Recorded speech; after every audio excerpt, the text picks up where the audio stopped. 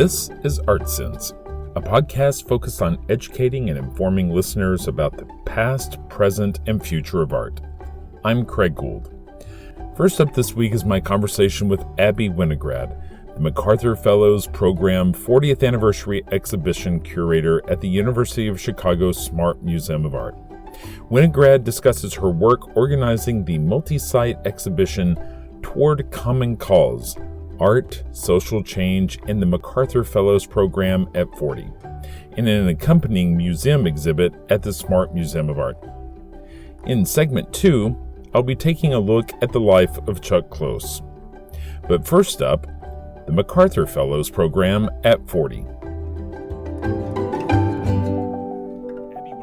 Thank you for joining me today on the podcast. Abby, let me ask you, let's start here. I'm not sure that everyone knows about the history and the mission of the John D. and Catherine T. MacArthur Foundation. Can you kind of give folks kind of a general overview before we start kind of diving deeper on exactly the work that you've been partaking in? Sure. I mean, I don't work directly for the MacArthur Foundation, so I don't know that much about it, actually. I do know a little bit. What I can say is that, the MacArthur Foundation was started, I think, well over 50 years ago, as John D. himself was an insurance magnate. My research says that he was into insurance and had some real estate holdings. Right. So he, and I believe he didn't have any direct heirs, so he was convinced to set up a charitable foundation. And so the MacArthur Foundation really is a kind of a massive organization that does investment all over the world, and in various in various areas. But one of the oldest and most important philanthropic organizations in the United States. And I think you could really think of their peer institutions as the Ford Foundation and Mellon and these kind of older foundations that have been around for a long time, and the Fellows Program is unique within the Fellows or within the MacArthur Foundation itself. It's not technically a grant-making body. It is because the fellowships are not grants. There are no strings attached. They award people with extraordinary creativity who they believe can make a difference in the world, and that it's also unique in that it's not discipline specific, right? MacArthur Fellows receive the award for work that spans the sciences to the visual arts and all things in between. So it's a really kind of unique gift in that, what they try to provide is a platform for creative individuals to both elevate the work that they do, to bring more visibility to work that they do, but to give them either the financial freedom to do that work without other distraction or the financial support to do work that they might not otherwise be able to do. And like I said, it's a no strings attached gift. So for those of us that work with organizations like the MacArthur Foundation who apply for grants and rely on philanthropy to support the work that we do, there is a tremendous amount of work that goes into meeting the requirements of those gifts, reporting, corresponding with a funder, and the Fellows Program is entirely hands off, which is a really interesting model and a really a generous model. And what I did try to do was to use the kind of generosity of the fellowship as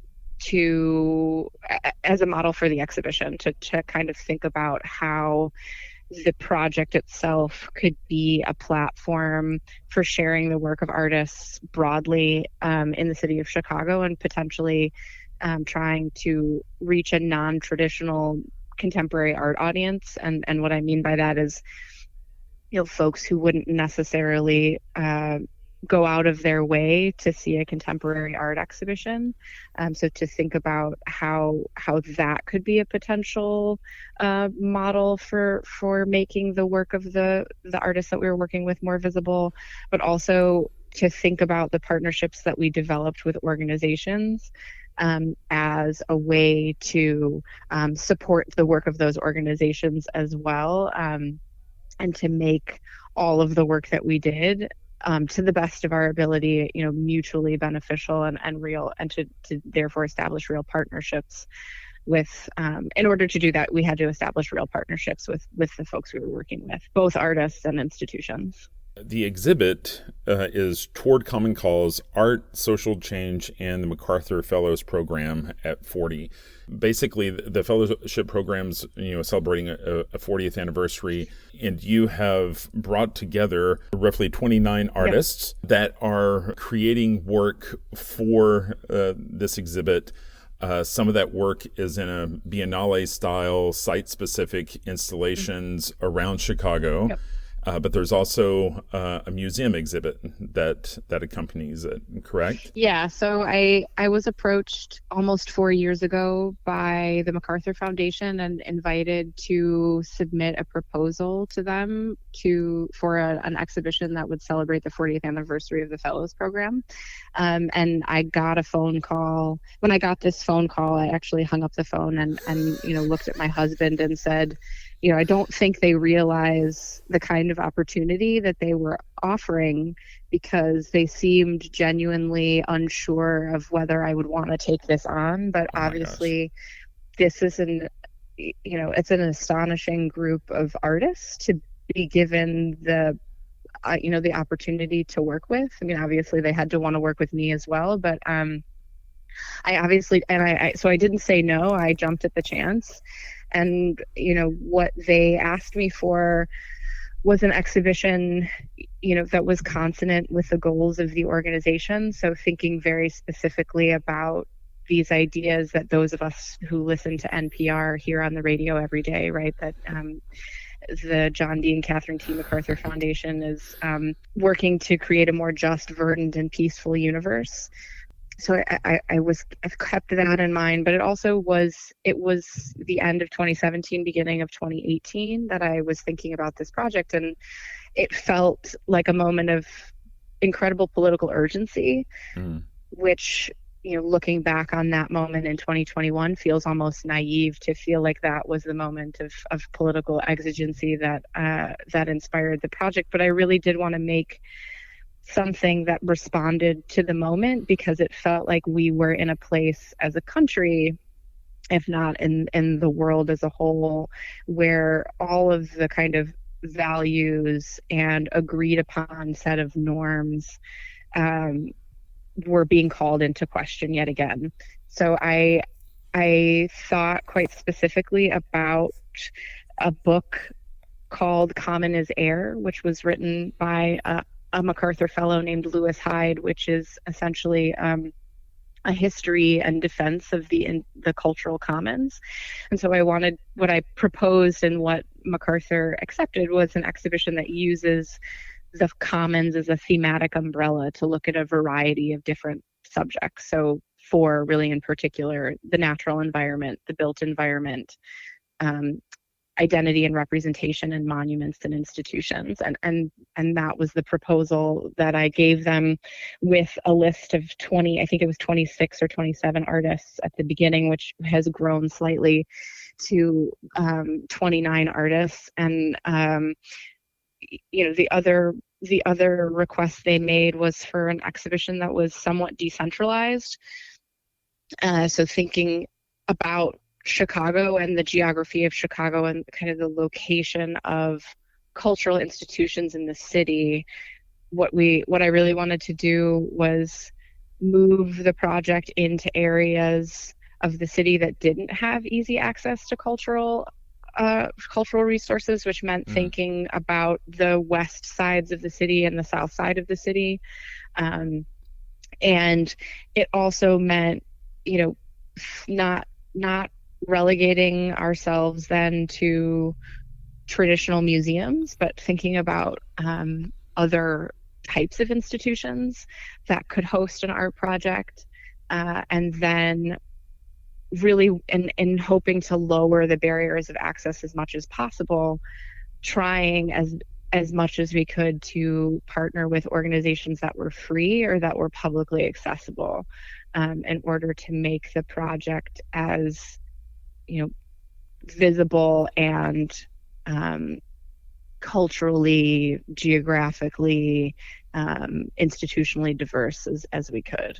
Just as I hear you talk about it, I seem overwhelmed by the size and scope of the undertaking, because, it's one thing to write a proposal to the foundation, but it's another thing that, once you're handed the keys, how did you go about collaborating with the artists? Because there's a bit of, I wouldn't say a prompt, but there is a theme. They needed to be able to respond, and I assume that they also had input. A lot of these works seem kind of specific to the areas. How did they go about sitting down with you to pick out how to make these works the most impactful within those communities? I mean, I was very much a conversation with artists to start with, and we had the luxury of time to begin with in thinking about, so I was able to call people and say, I'm working on this project. It's not going to open until sometime in the calendar year of 2021. This is why this is the prompt, this is the focus, or this is the question the exhibition is trying to ask. But for me, in most of those conversations, the question of the commons is, like I said, the thematic umbrella, but I was also really wanting to explore, how art and artists respond to crisis, right? Because it felt, like I said, like a moment of crisis. And I was also, I mentioned Lewis Hyde, but I was also at that moment thinking very specifically about Fred Moten and Stefano Harney's The Undercommons. And Fred has, since this project started, been made a MacArthur Fellow, just by happens. That wasn't planned, of course. It was a happy coincidence, but I was thinking very much about the possibility of resistance, because that was the buzzword of those early days of the Trump administration, was thinking about this notion of resistance and how you could resist, right? So I that was part of my conversation with artists, was to say, if you could propose a project in this moment, what would it be? How do you think artists respond, or how would you as an artist respond to X, Y, or Z?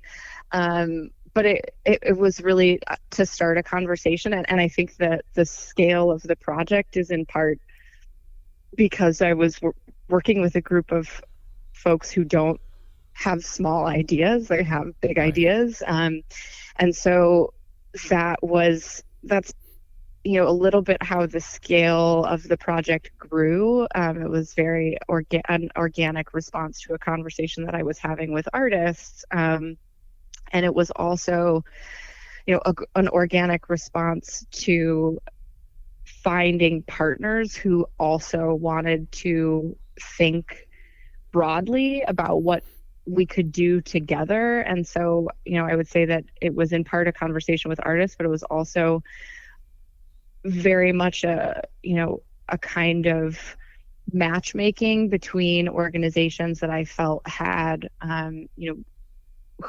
thinking about this idea of consonant values, that the organizations that we were working with either had an interest in the kind of work that the artists were doing, or they had an interest in the issues that were at the heart of those projects. And so pairing artists with institutions or groups of artists together to have a conversation was the way that I approached this. And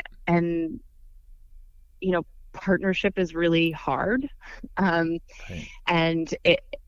in almost every instance, these are years-long conversations. And what we were really very early on, myself, our colleagues at the MacArthur Foundation, and my colleagues at the SMART who took on this project, really very committed to not doing anything that felt like an imposition. So all of the Mhm. parties involved had to agree that this was something that they wanted to do, that it was something that was valuable, and that it was something that was going to leave a legacy that was positive. We didn't want to drop a project into a space and then disappear. That wasn't the goal. And that's obviously much easier said than done. But because you mentioned the biennial as a model, and that is, of course, in some ways the model here, but what I wanted to be mindful of in making a project that was really looking at, questions of racial reckoning and climate crisis, that what we weren't doing was producing something that felt extractive in any way, and if at all possible, was left resources behind, or left, the seeds of a continued partnership behind, or in some way had an afterlife that would outlast the exhibitions themselves, so that in some way the projects were a starting point rather than an end point. When the process started, we couldn't have anticipated exactly how traumatic the last year and a half has been. But Yeah. I mean, obviously there was something there. There were some storm clouds of some sort, or these issues wouldn't have been so relevant. Did any of the artists decide to change course as the events of the last year and a half unfolded? Yeah, they did. It's interesting because I've said this to some people recently. The hallmark of a good artist or a great work of art is that they anticipate, or in some ways are kind of prescient comment on situations that we are experiencing as a society or individuals as a community. I can say very specifically, give you a very specific example, which is, Mel Chin's Fundred project, which we've brought to Chicago, which Mel wanted to bring to Chicago, which is a project that has looked at, a public health crisis that has been a reality for communities of color across the United States for decades, if not, a century.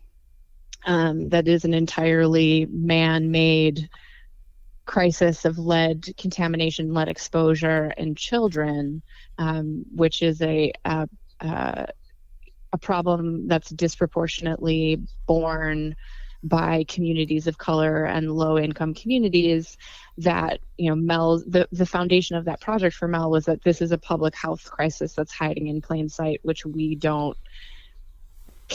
the country at large, our elected representatives, the government doesn't care enough about to dedicate the infrastructural dollars it would take to address this problem. But then during COVID, to understand that reality, that public health crisis that we're choosing to ignore, also makes communities of color increasingly vulnerable to things like a pandemic. This is a crisis that we are just not paying enough attention to. Felt that there's this insidious public health threat which we ignore, that gets thrown into relief by COVID, is not surprising. It's devastating, and we should all, collectively be ashamed that we live in a country where that's the reality. But Mel has been calling attention to that issue for 13 years. So Fundred at this moment feels incredibly timely and necessary, but it's not a new project, right? It's an existing project, and you can say that about any number of pieces in this show, that either were, calling attention to issues of racial violence, or issues of, economic disenfranchisement and economic inequality, and any of the issues that are central to the exhibition, or even to this question of monuments, which in 2018 also we had just reached this moment when the city of New Orleans was decommissioning monuments, and there was an incredible a national conversation about happening about that question. But there was no way to know that by 2020 we would be in the grips of a kind of national iconoclasm, and that you would be seeing monuments pulled off their pedestals in a way that we in the United States associate with, the fall of the Berlin Wall, or the fall of, the war in Iraq, but that would be happening in your backyard. All of those things were percolating and part of the conversation. And artists in the show, so, were responding directly to that. Carrie Mae Weems, for example, really last year not even last year, at the beginning of this year, decided to shift what she was doing to really respond to the moment and respond to the context and think about Chicago specifically.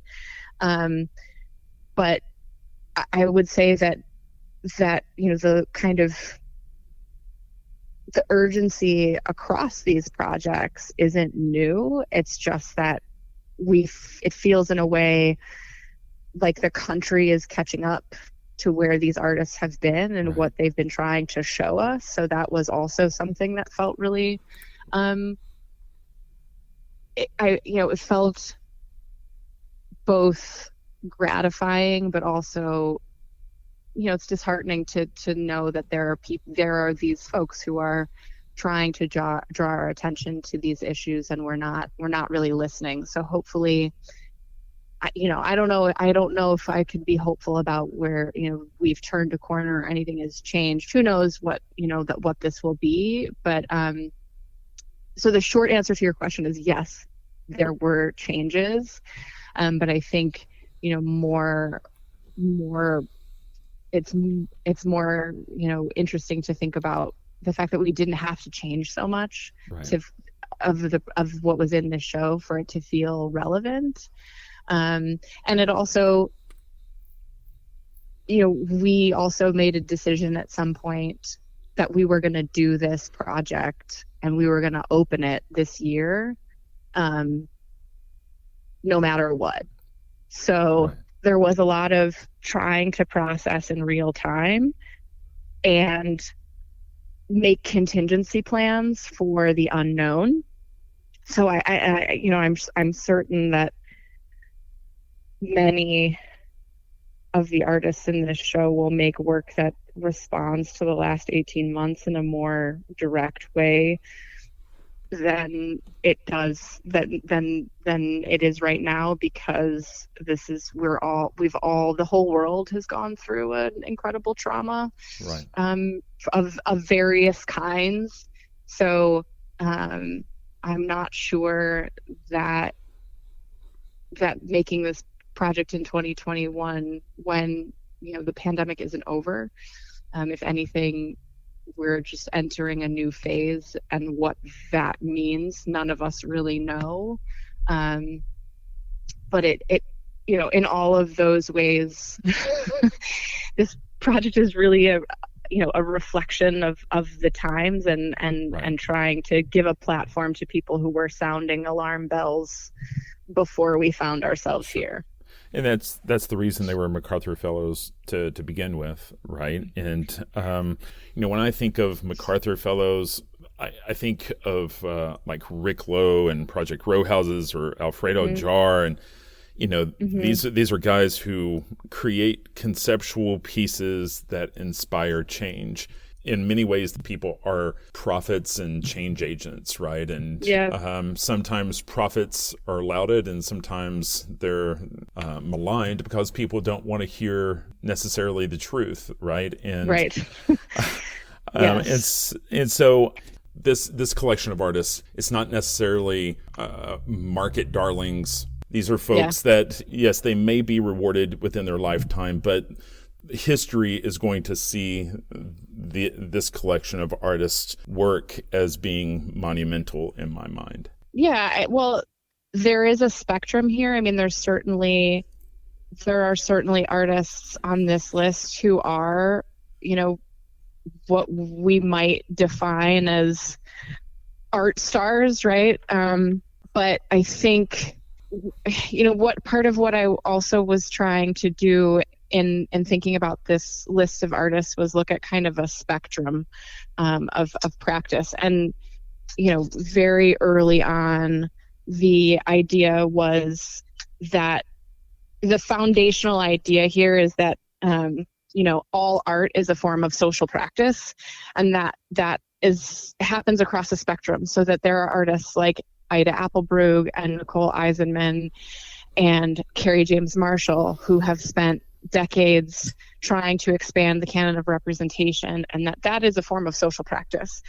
And it happens in traditional art spaces, but that's foundationally important.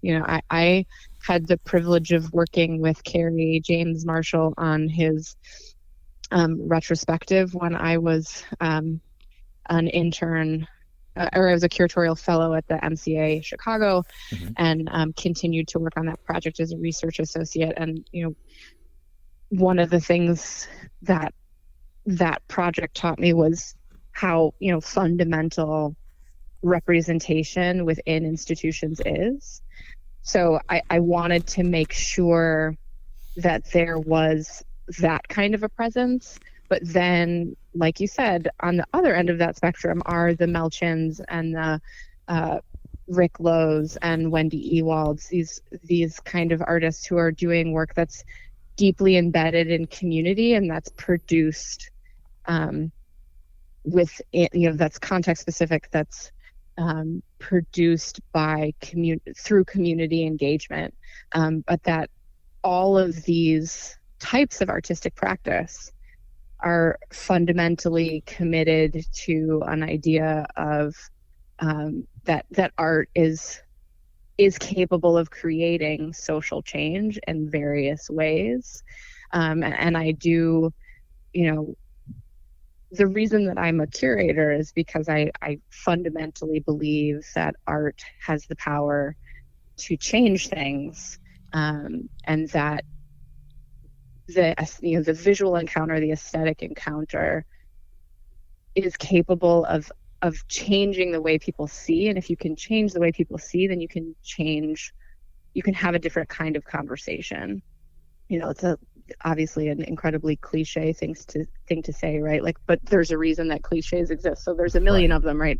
Seeing is believing, and a picture's worth 1,000 words, and all of those things are, I think, embedded in this fundamentally true, this fundamentally true thing, which is that, the encounter with an art object is unlike anything else. And so wouldn't it be interesting to give all of these artists this platform, this prompt, and to then present it in aggregate, and see what comes of it. So I don't know if that's exactly the response, but no, it's something great. like that. As the exhibition winds down, will there be a transition from the curation to the archiving of this sort of work? How do you wind down something like this? Well, hopefully we don't. So some of these, we actually, because of, one of the other COVID realities that we faced was, a purely somewhat boring logistical challenge of scheduling. So we actually ended up, rather than having a kind of concentrated opening as we had planned in July, really 3 waves of projects. So we had a small cluster of exhibitions that opened in the beginning of the summer, end of May, beginning of June. The bulk of the exhibition then opened in July, but we do have 6 or 7 more projects that are going to be going up at the end, the beginning of September, in the beginning of the fall. So some of that is to coincide with the school year in the city of Chicago, and working, the education team at the SMART, which is incredible, is working with teachers all over the city and developing lesson plans based on the exhibition. Because many of the projects are up through December, so we hope that it's a resource for students and teachers and folks in the fall.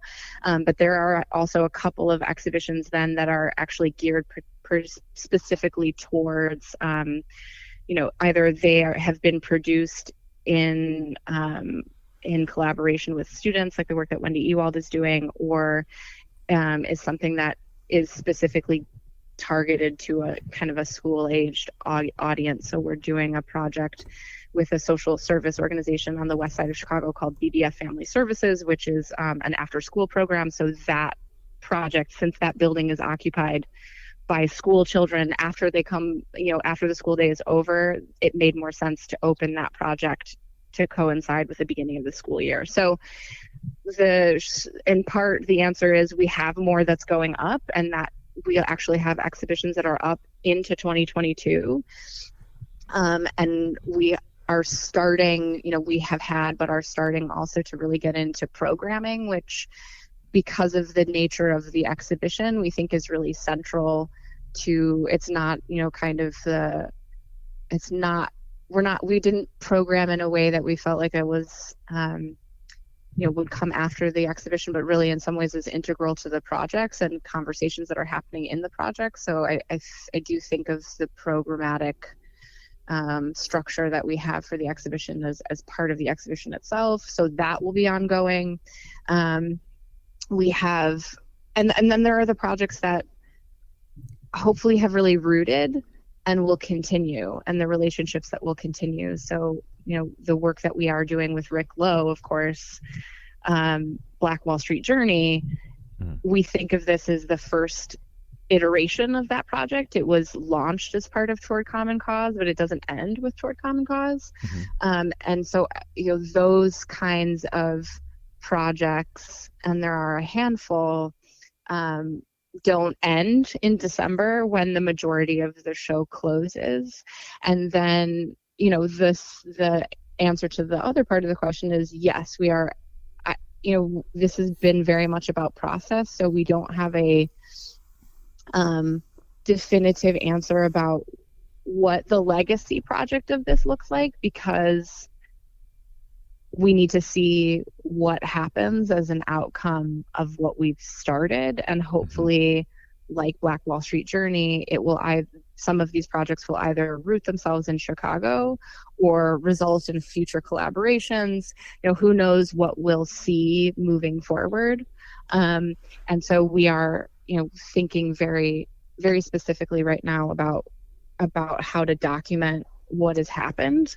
And that's also, in thinking about the biennial model, or thinking about the exhibition model, we made a decision early on to not produce a catalog, for example, that would be available for the opening of the exhibition, because so much of this work was in progress. And because the conversation around the project was so important, that whatever we produced as a kind of, an analog document needed to come after things had closed. So that's a conversation that we're continuing. And like I said, I'm not sure what exactly that looks like yet, but Sure. We're thinking it through. Sure. I mean, I guess part of what I hear there is that if the artists accomplish what they hope to accomplish, that there won't necessarily be a hard and fast ending to this, that these things will take root and bear fruit, in some ways have impact and legacy within the Chicago community. Yeah, and within the Chicago community, but, potentially beyond that,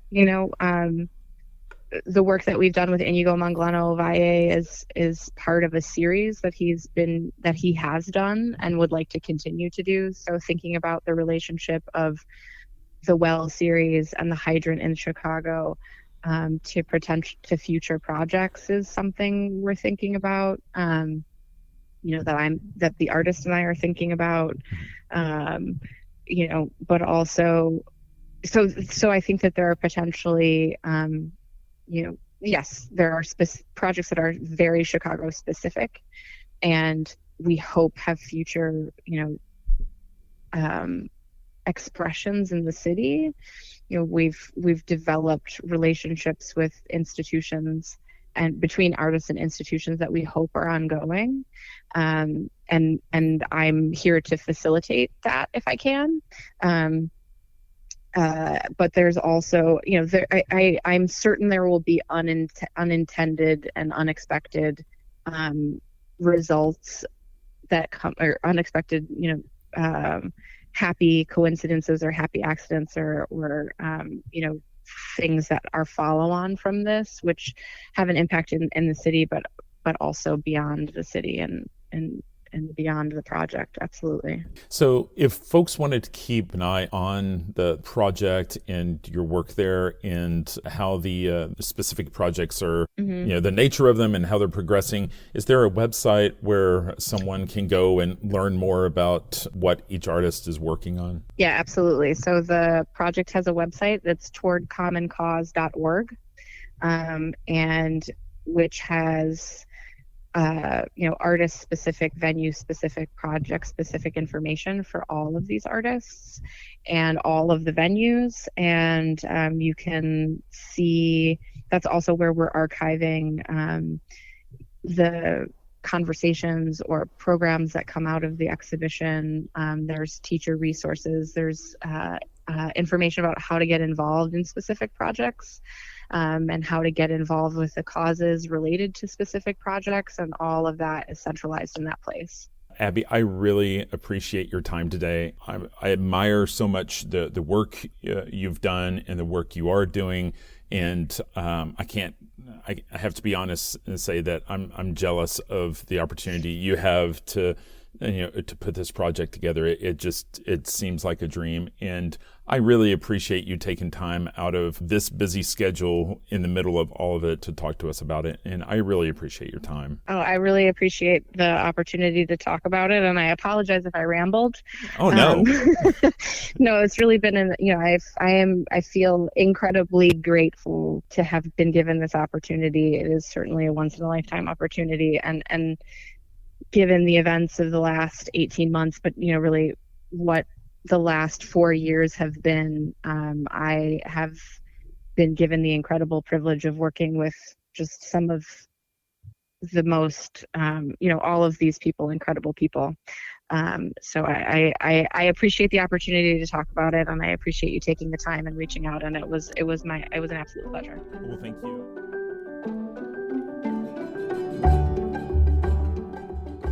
So I've been talking a lot in these spots about how my Canvia is great for finding art, learning about art, displaying art, historic works all the way up to NFTs, which you can view directly from your crypto wallet. Click on your NFT, see it on your Canvia. But did you know that your Canvia is also great for viewing collectibles? A few months back, I jumped on the NBA Top Shot bandwagon and started collecting moments. Moments are NBA Top Shot's version of a video trading card that reflects a particular play by a particular player in a particular game. Like any collectible, quantities are limited. I was lucky enough to obtain and sell a pretty valuable moment, which has funded my further collecting on the platform. So now I have 20 or so of these moments, and the cool thing about my Canvia is that those moments can now move from the NBA Top Shot website and onto my wall via my Canvia. So just tonight, I downloaded a moment from one of my favorite hometown players and started playing it on my Canvia. The process took about 10 seconds, and since the 16:9 aspect ratio of the full HD Canvia is the same as the aspect ratio of the Top Shot moments, the collectible looks amazing on my wall. So if you want to learn more about Canvia and all the device has to offer, head over to canvia.art and check it out. And now, a look back at the life of Chuck Close.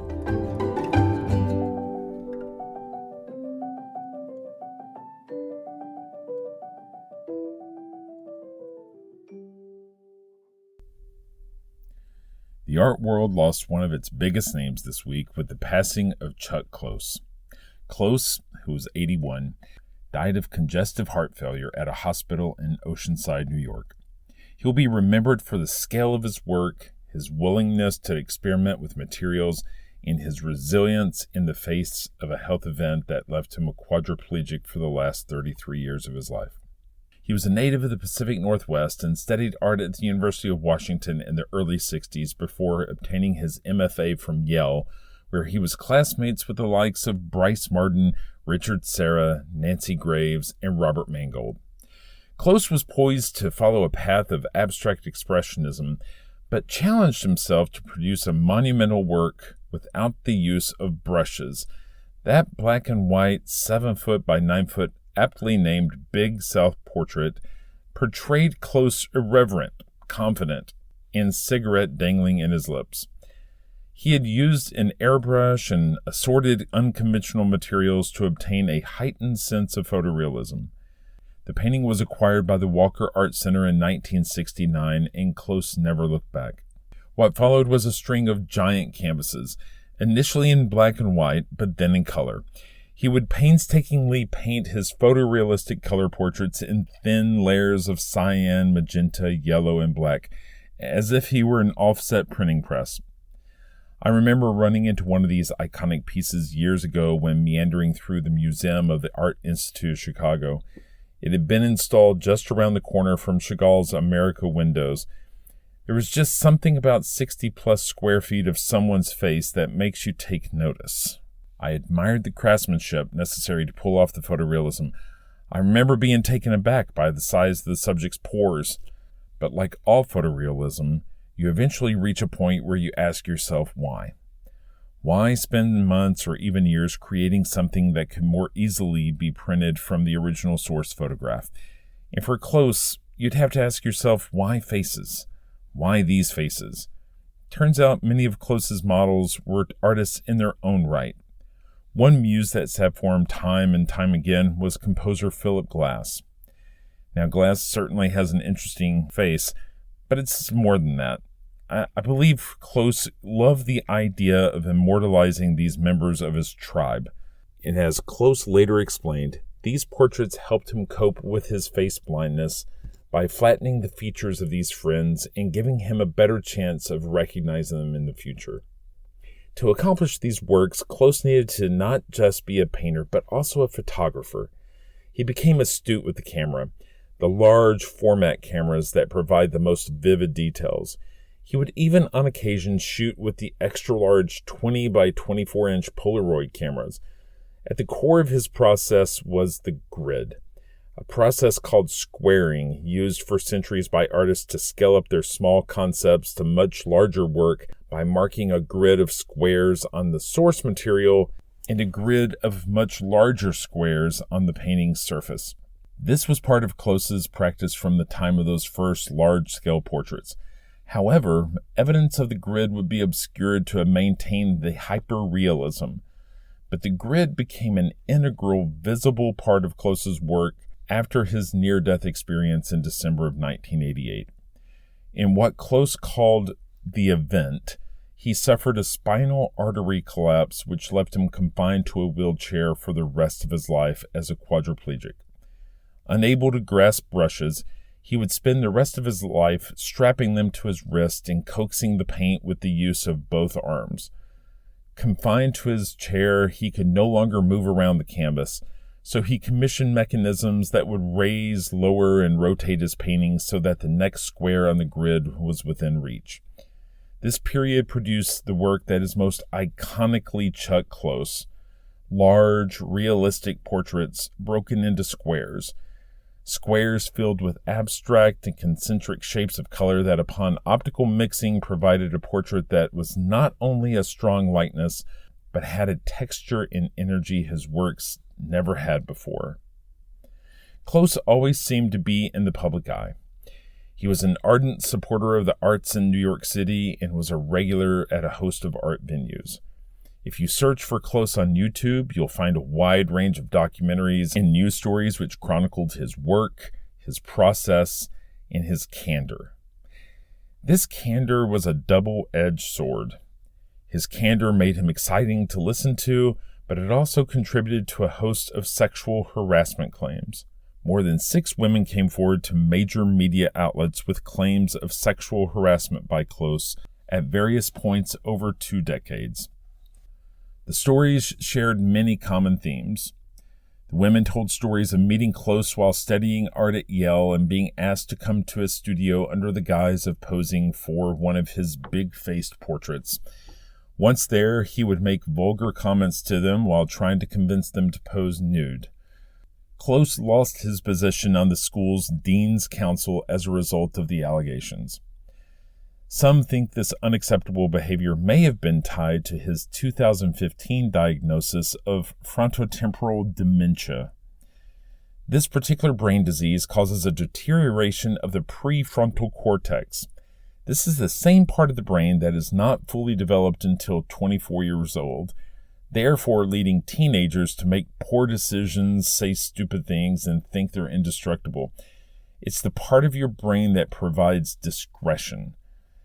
Now, whether this contributed to Close's inappropriate behavior will never be known. But despite this dark mark on his resume, Chuck Close is a favorite in introductory art classrooms all over the country. Because of his physical limitations, Close had proven that old adage that one could actually eat an elephant of a painting by focusing on one small bite at a time. And that's a vital lesson for students who see the challenges of figuration as being insurmountable. I'd like to wrap up this segment remembering Chuck Close with Chuck's own words from a 2012 segment on CBS This Morning called Note to Self, produced by Paige Kindig and edited by Shilpi Gupta.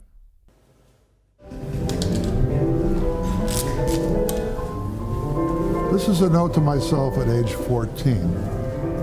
I was in the 8th grade and was told not to even think about going to college. I couldn't add or subtract, never could memorize the multiplication tables, was advised against taking algebra, geometry, physics, chemistry. Since I was good with my hands, I was advised to aim for trade school, perhaps body and fender work. Never let anyone define what you are capable of by using parameters that don't apply to you. I applied to a junior college in my hometown with open enrollment, got in and embarked on a career in the visual arts. Virtually everything I've done is influenced by my learning disabilities. I think I was driven to paint portraits, to commit images of friends and family to memory. I have face blindness, and once a face is flattened out, I can remember it much better. Inspiration is for amateurs. The rest of us just show up and get to work. Every great idea I've ever had grew out of work itself.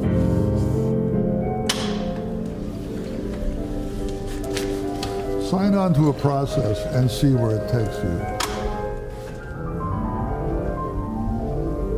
You don't have to invent the wheel every day. Today you'll do what you did yesterday. Tomorrow you'll do what you did today. Eventually you will get somewhere. No one gets anywhere without help. Mentors, including your parents, can make you feel special even when you are failing in other areas. Everyone needs to feel special.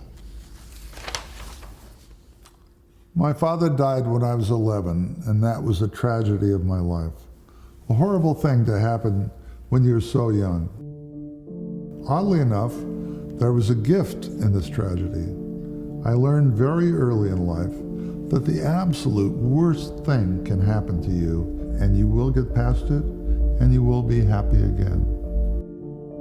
Losing my father at a tender age was extremely important in being able to accept what happened to me later when I became a quadriplegic.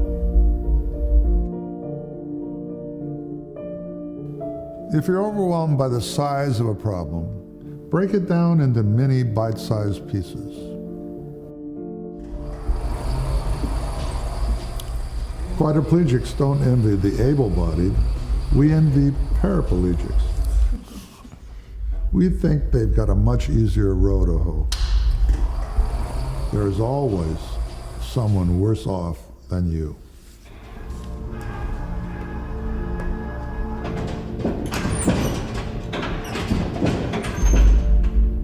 I am confident that no artist has more pleasure day in and day out from what he or she does than I do.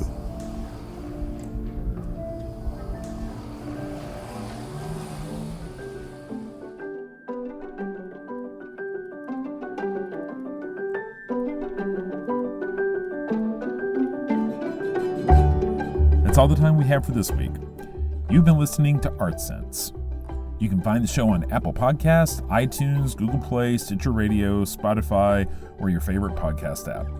If you've enjoyed this podcast, be sure to subscribe, and while you're there, please rate the show and leave a quick review. Your feedback is the key to other folks finding us. If you'd like to see images related to the conversation, read a transcript, and find other bonus features, you can go to cambia.art and click on the podcast tab. If you'd like to reach out to me, you can email me at craig@cambia.art. Thanks for listening.